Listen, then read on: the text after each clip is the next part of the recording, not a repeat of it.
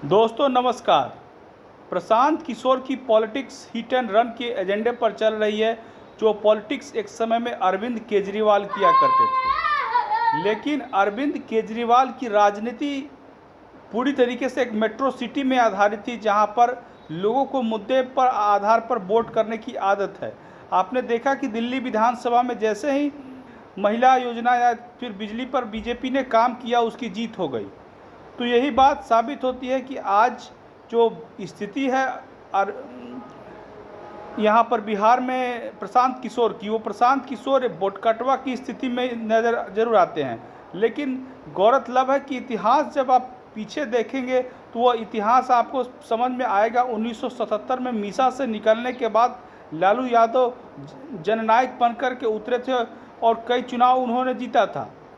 लेकिन क्या ये सवाल बनता है कि प्रशांत किशोर कैसे चुनाव मैनेजमेंट से यहाँ तक आए, तो उनकी क्षमता पर किसी को सवाल तो नहीं है। लेकिन फिर वही सवाल उठता है कि कोच और कप्तान दो भूमिका होती है। कोच का एक रोल होता है, कप्तान का एक रोल होता है।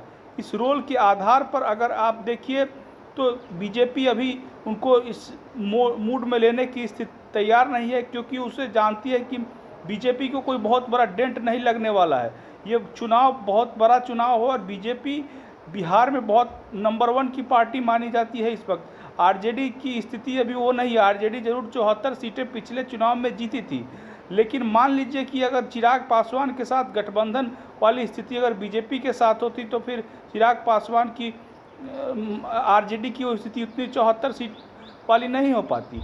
तो इस वक्त और बीजेपी के साथ सबसे बड़ा मजबूती यह है कि नरेंद्र मोदी का अपना चेहरा है, जिस पर ओबीसी समाज, गैर यादव जिसमें आते हैं, यादव समाज को छोड़ करके बाकी लगभग 90% वोट आज विश्वास करता है मोदी के नाम पर वोट मिलता है।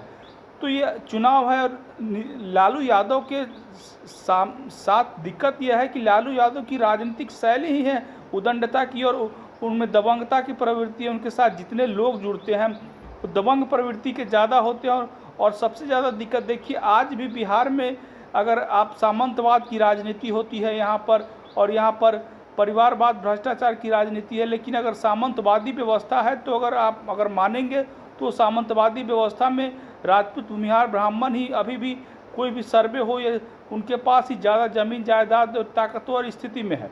भले ही राजनीतिक स्थिति उनकी कमज़ोर जरूर हुई है, लेकिन वो इतने भी अभी नहीं कमज़ोर हुई है कि वो सरकार बनाने में, बिगाड़ने में उनकी कोई भूमिका ही नहीं हो। तो ये सारी बिंदु है। इन सारी बिंदुओं को अगर चुनाव में दृष्टि से देखिए तो बीजेपी को अपर एज जरूर है, लेकिन चुनाव बनते बिगड़ते मुद्दों पर है। अगर एक बार आंधी चल गई तो फिर हवा बदल सकती है किसी और। लेकिन एक विश्लेषक होने के नाते मुझे ज़रूर लगता है कि कुछ, और भाजपा का कार्यकर्ता होने के नाते ज़रूर लगता है कि मोदी के नाम पर जो एक चुनाव में एक जो वातावरण बनेगा वो बीजेपी को लाभदायक सिद्ध करेगा।